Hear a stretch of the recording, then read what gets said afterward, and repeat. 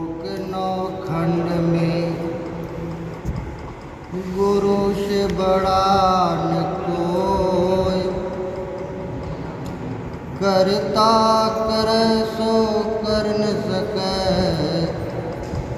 गुरु कर सो हो। शब धरती कागज करूं, लेखन शब बन राय, सात समुद्र मछ करूं, तो भी गुरु गुण लिखा न जा। जय गुरुदेव। प्रेमी भाई बहनों, स्वामी जी भजन के बारे में बताया करते थे। एक बार कृष्णा आश्रम में दादा गुरु के सामने स्वामी जी भजन कर रहे थे। स्वामी जी बताए कि दादा गुरु कहते थे कि केवल आशा लगाए रहो भजन में।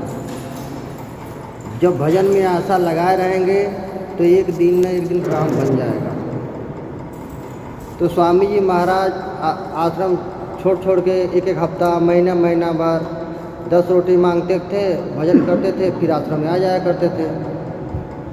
तो स्वामी जी ने कहा कि जहाँ आशा वहीं बासा।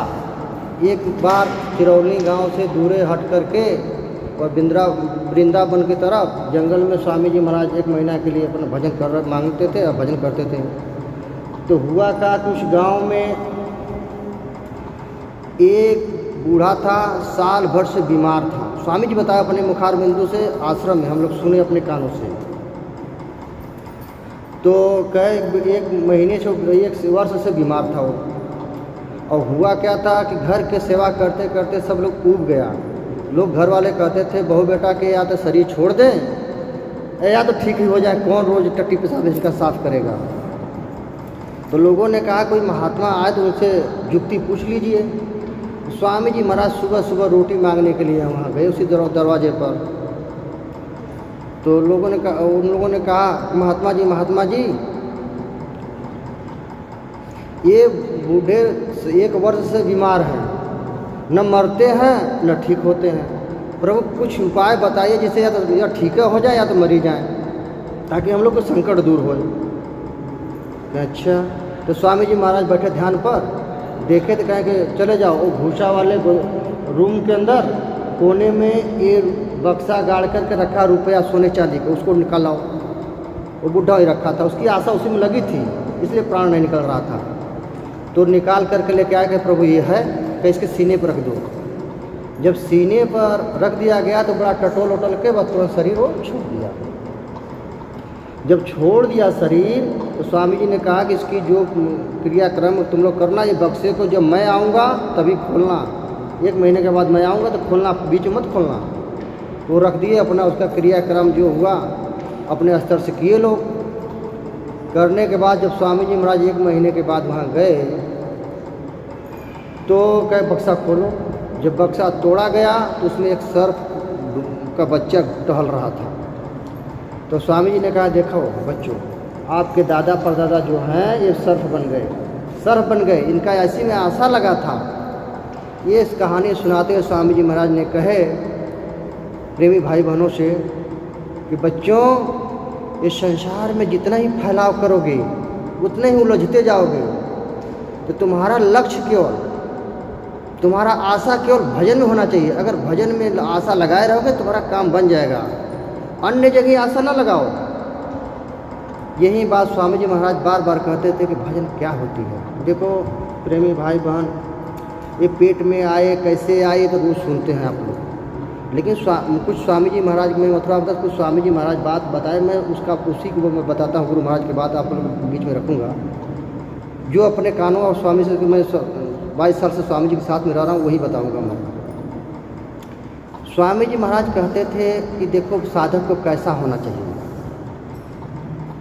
किसी के निंदा, महात्मा नफरत की खाई को पाटते हैं और प्रेम की पाठ पढ़ाते हैं, और उनके बताए हुए रास्ते पर जो चलता है लोक परलोक दोनों बन जाता है। स्वामी जी ने कहा कि प्रेमी भाई बहनों, जैसे हाथी जाती है तो अपना लक्ष्य बना के जाती है, पीछे कुत्ते आना भौंकते हैं उसके पीछे नहीं पड़ते, अगर उनके पीछे वो पड़े तो दिन भर वहीं रह जाएगी।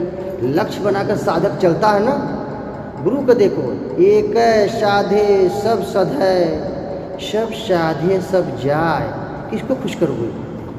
माँ को खुश करे तो पिता नाराज, भाई को खुश करोगे तो भौजाई नाराज, नाते रिश्तेदार कोई दुनिया में किसी का कोई नहीं। स्वार्थ की दुनिया है, बस केवल स्वार्थ की, इसलिए केवल गुरु को ही खुश करना है। और गुरु खुश कैसे होते हैं?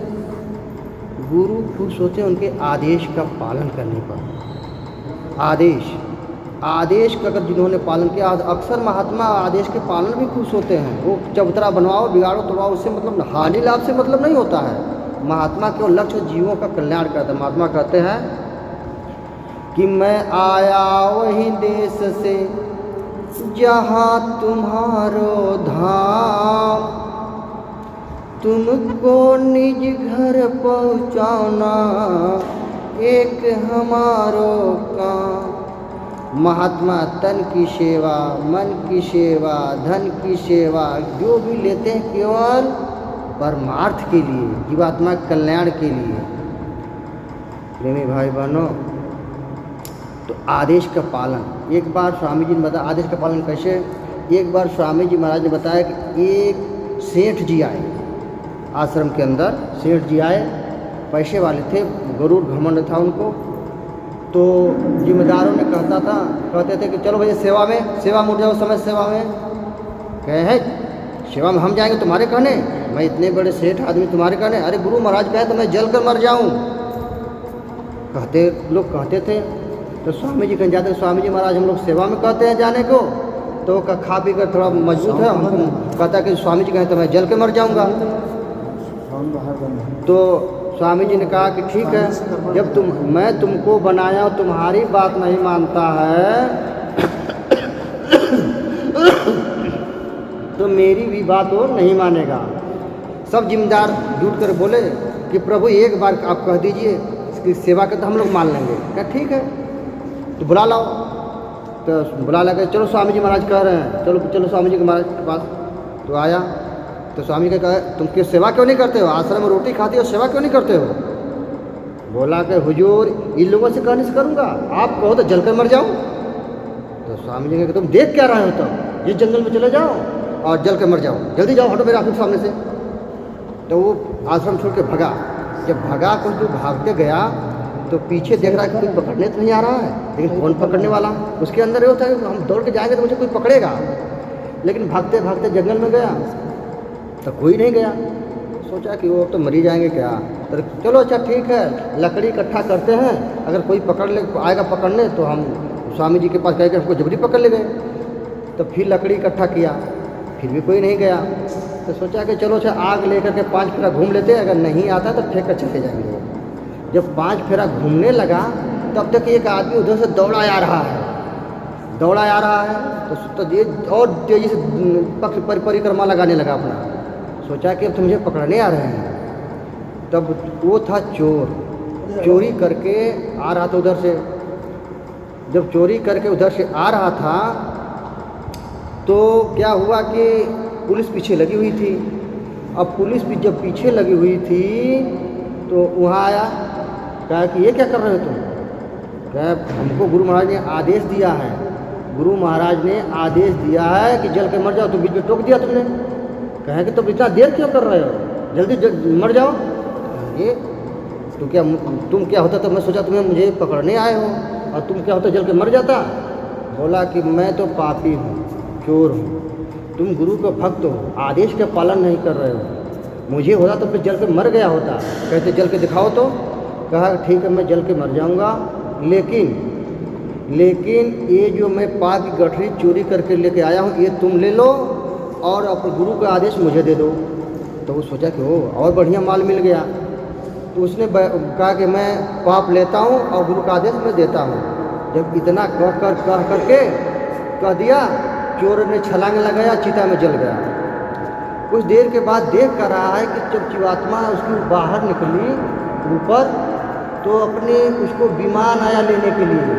तो जीवात्मा कह रही है कि मैं तो अपने निज धाम जा रहा हूँ, और मैं अपने गुरु के आदेश पर तब तक पुलिस आके पकड़ लिया।